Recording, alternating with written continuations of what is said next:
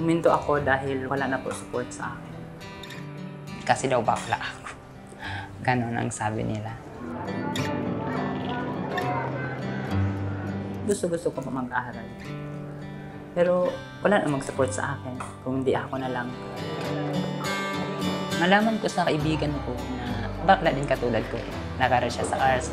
Nakita ko siya naka-graduate. Sabi ko, oh, ang ganda nito. Bago pa akong pumasok, ang saya. Sabi ko, ang ganda ng araw ko ngayon. Napakasaya. Gustong-gusto ko po sila maging kaklase. Napakabait nilang lahat sa akin. Tinatanggap nila ako na kahit isang akong bakla. May okay lang ba tayo? Si Elise, tahimik siya sa umpisa. Siguro parang nag-a-adjust din siya sa kanyang environment, sa mga classmates niya. Pero along the way, unti-unti niya nang naipapakita kung sino siya and nakakasabay sa mga classmates niya. Kaya po ako nag-enroll sa arts dahil gusto ko po magkapag-continue ako ng pag-aaral dahil marami akong pangarap sa buhay. Gusto ko maging teacher kasi gusto ko tumutulong sa mga bata.